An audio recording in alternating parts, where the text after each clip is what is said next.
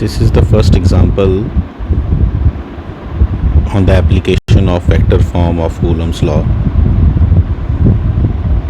Find the force on charge small q kept at 2, 3, 4 due to the charge capital Q kept at 5, 3, 8 in vector form.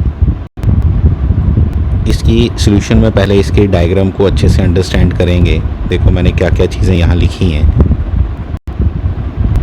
हमने force find करनी है charge Q पे. दोनों positively charged हैं, इसलिए मैंने यहाँ फोर्स ऑफ रिपल्शन दिखाई है और उसका नाम क्या रखा है, एफ क्यू क्यू.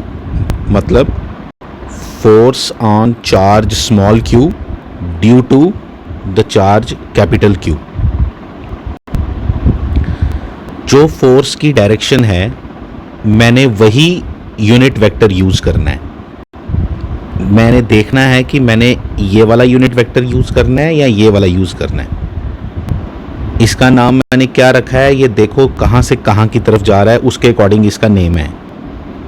तो एफ क्यू क्यू में डायरेक्शन किसके साथ मैच कर रही है, आर क्यू क्यू के साथ.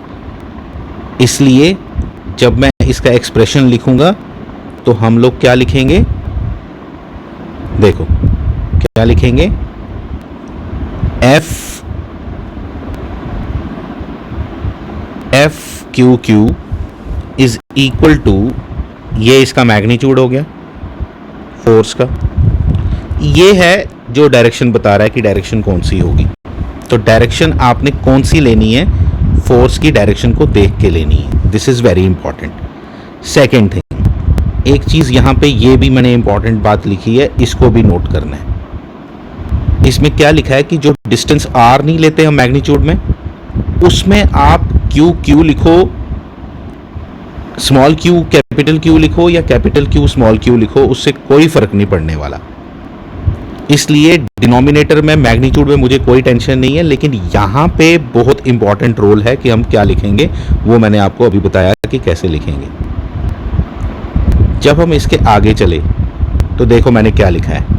इसी यूनिट वेक्टर को हम क्या लिख सकते हैं, इसी यूनिट वेक्टर को हम क्या लिख सकते हैं, ये क्या, vector Q Q upon its magnitude. ये पहले भी बहुत बार मैंने एक्सप्लेन कर दिया कि ये कैसे आता है. फिर उसके बाद देखो इसमें एक और इंटरेस्टिंग बात कि जो आपका ये आर ही है, this is equal to r, इसलिए उसकी वजह से ये नीचे डिनोमिनेटर क्या बन जाएगा, आर क्यूब.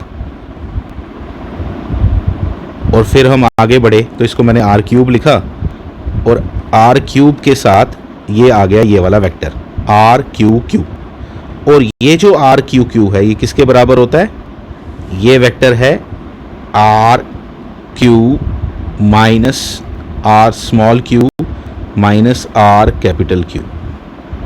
वो मैंने नीचे लिखा भी होगा, ये देखो r q q is equal to r q q is equal to r q minus r q.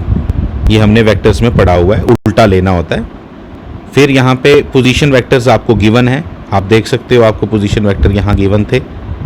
ये इधर से हमने लिख लिया इसका position vector 2i plus 3j plus 4k, और इसका दूसरे का पोजीशन वेक्टर भी वही 5i plus 3j plus 8k.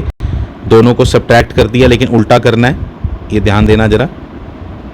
और उसको जब हमने सब्ट्रैक्ट किया तो हमारा ये आंसर आया, और उसको फिर जब सब्स्टिट्यूट किया, आर की वैल्यू देखो कैसे निकाली, आपको आती है अंडर रूट ऑफ -3 का स्क्वायर प्लस -4 का स्क्वायर इक्वल टू क्या आ गया, 5.